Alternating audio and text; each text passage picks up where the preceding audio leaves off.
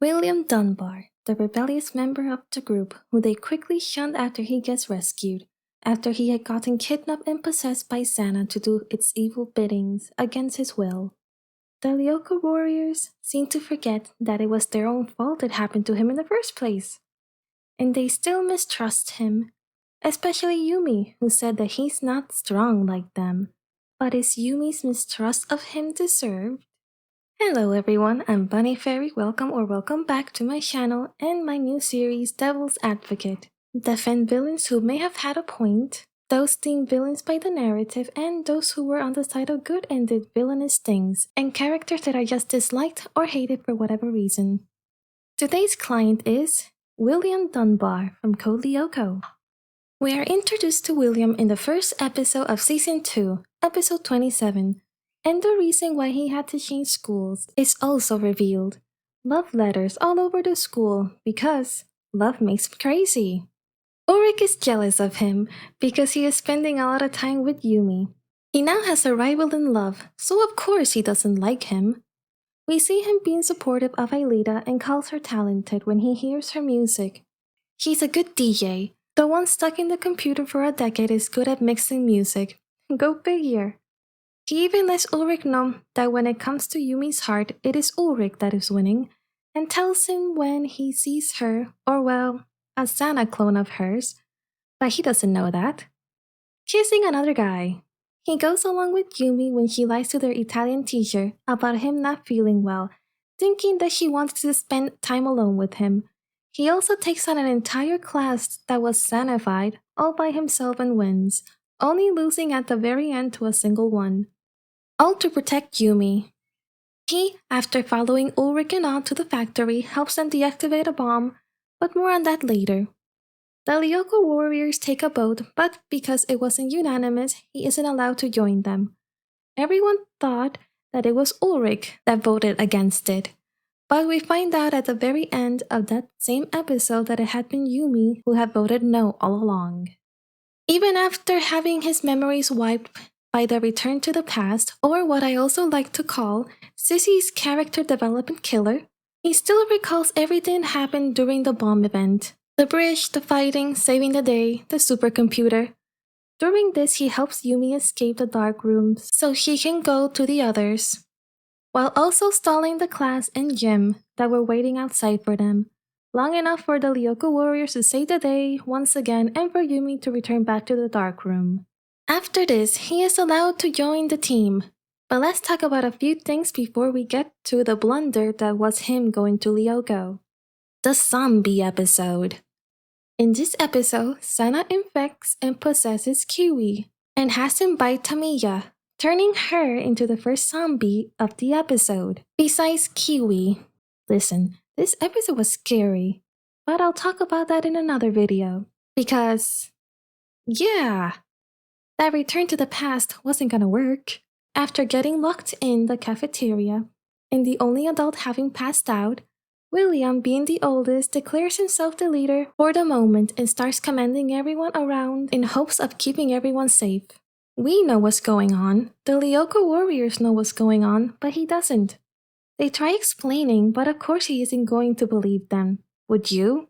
For all he knows, they could be panicking and trying to escape, which could result in all the zombies getting in and attacking them. And while yes, him pushing Jeremy to the ground so harshly was uncalled for, what Jeremy was doing in any other situation would have been considered an act of endangering the entire group. And you might have done the same thing too, if you were in William's shoes at that moment.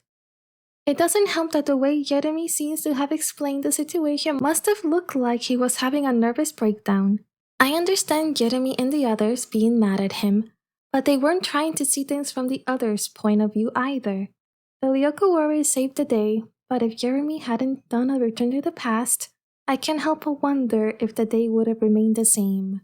Now back to the grand event that was William's first day in Lyoko. In episode 65, we see William go to Lyoko. He was completely unprepared to go to Lyoko. He had no business being there, not because he wasn't skilled. We saw him take down 9 creepers all by himself on his first try. He had no business being there because no one bothered to train him, nor to explain what all the monsters were. He literally asked Aelita, "And you? No weapon? You fight with your bare hands? What's your superpower?"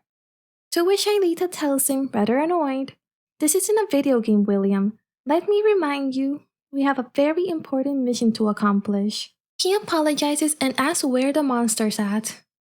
He ignores him and tells him to follow her, because they only have a couple of minutes to trip the key lever that gets them into the chamber at the core of Lyoko. Now, why didn't he already know this piece of vital information? He didn't even know how the creepers sounded like, and it is now that he is told that they can be really tough. He took 9 down on his own, first try. But before we can be fully impressed, the Skipisoa appears, and he doesn't know what it is.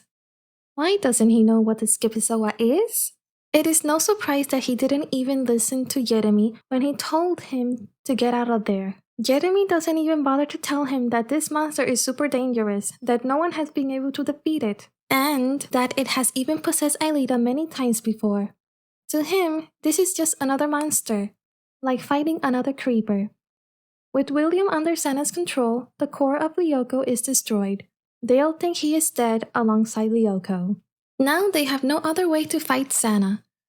The entire world is now in danger, Jeremy says, as if he and the others, including Franz Hoppers, aren't the reason why the world has been in danger for over 2 years in the first place.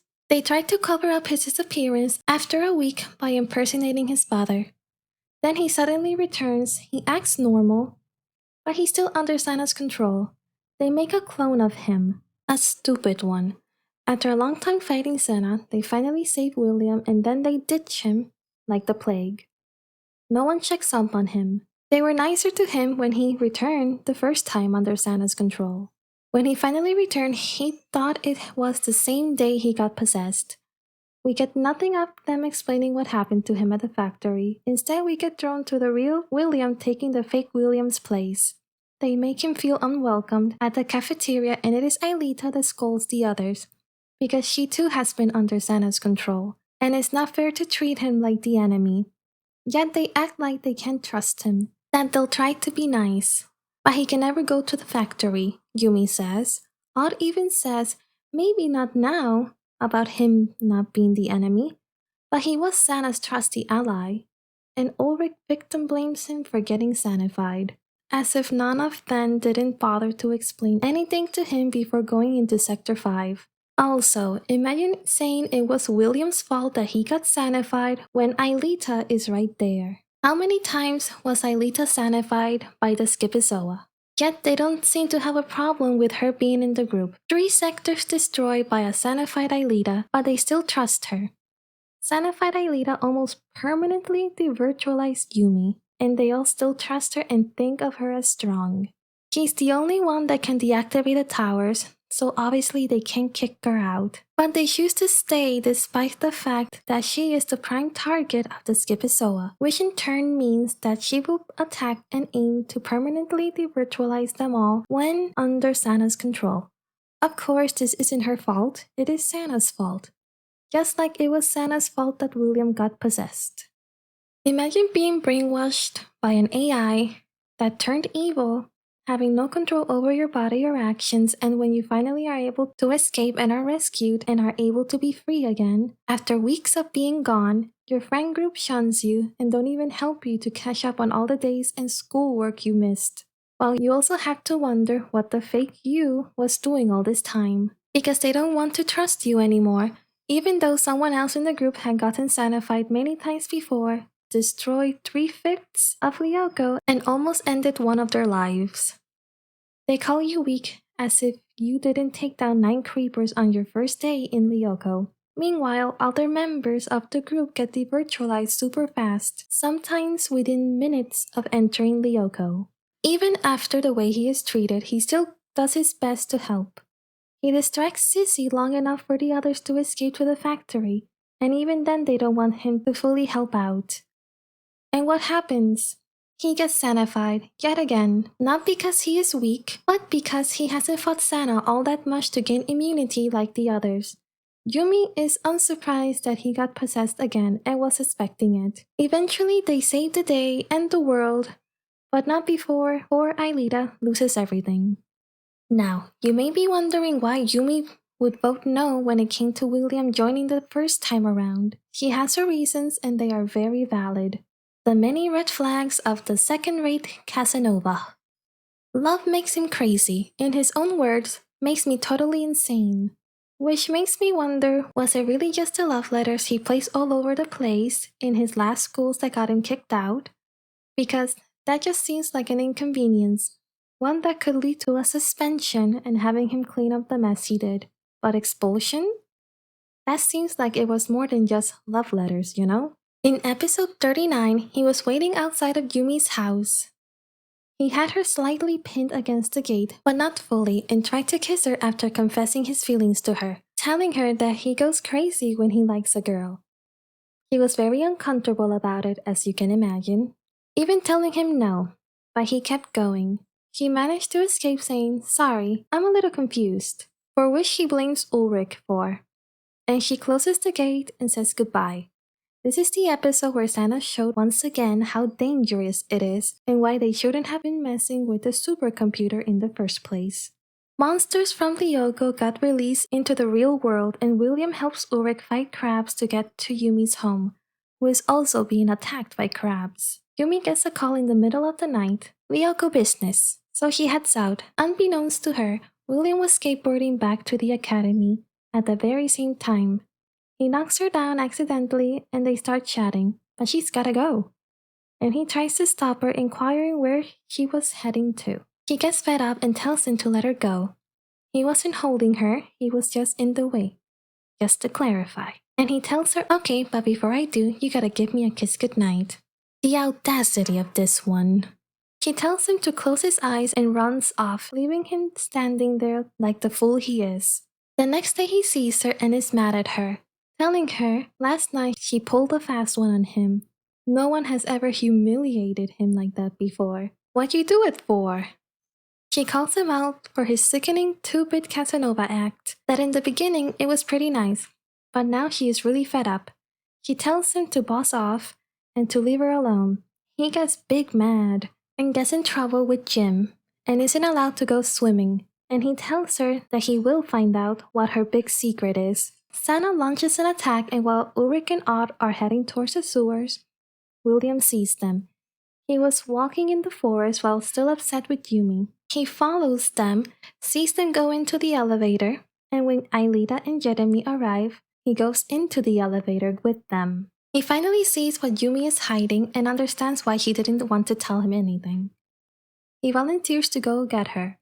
During all of this, a Cenified man is placing bombs in the factory. After they deactivate the tower, the danger isn't over and William helps them deactivate the bomb. That's when they decide he could be an asset to the team and take a vote. It wasn't unanimous, so he didn't get to join. Odd and William thought it was Ulrich that voted no, and after a sissy character development killer is launched, and it's the night before again, Yumi sees him riding his skateboard and says, "These 2 instances are enough to make anyone not trust him. He legit stalked them just because Yumi rejected him after he tried to force her to kiss him, and because she wouldn't tell him her secret. And then there's the whole waiting outside her house thing. And her reaction to that wasn't one of, 'Hey, what are you doing here?' It was more of a, 'How do you know where I live?' It doesn't help that he admits to go crazy when he likes a girl. Which leads me back to, was it really just the love letters that got him expulsed? Or was he stalking someone? When Yumi in episode 94 says that William can't go back to Lyoko and that he isn't like them, he's not strong enough, I do wonder if that was heavily shaped by the creepy way he was acting around her in more than one instance. And she just didn't feel safe talking about it to the others yet. Which, I don't blame her. I wouldn't want to be near him after that either. His behavior is scary. So yes, he was essentially kidnapped by an evil AI that forced him to attack the others and assist it when needed. He doesn't remember anything during his time. Could he have listened to Jeremy when he told him to get away from the Schizozoa? Yes.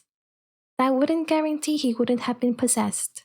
Basing my assumptions strictly on his behavior alone when he got to Lyoko, they never trained him for the dangers he was going to face in Lyoko. He should have known all the monsters that were in Sector 5. He should have known what the Skipizoa is and what it could do. He should have known what the others' powers were, but he didn't. Unless the day he went to Lyoko was literally the next day that he was able to join the group, there is no reason they couldn't have taken the time to teach him at least the basics and what to avoid, especially since there was only Sector 5 left. And even then, it's not like they couldn't have written down a quick note for him with drawings. Odd is literally an artist and can draw really well, and by memory as well. And Aelita and Jeremy know how to explain things. They should have at least taught him what lurks there, but they didn't. And then they victim blame him for having gotten captured, and then they shun him, when Aelita has also been captured many times before too. Do I think he should have joined the team? Honestly, no. Mostly because of the way he was acting towards Yumi. And Yumi deserves to have a peace of mind and not to be harassed by someone. And his behavior was harassment. Thank you very much for watching. If you have any character recommendations for this series, or in general that you would like me to talk about or any topic, do not shy away from telling me in the comments. Leave a like and subscribe. I hope you have a lovely day and I'll see you all next time. Bye bye!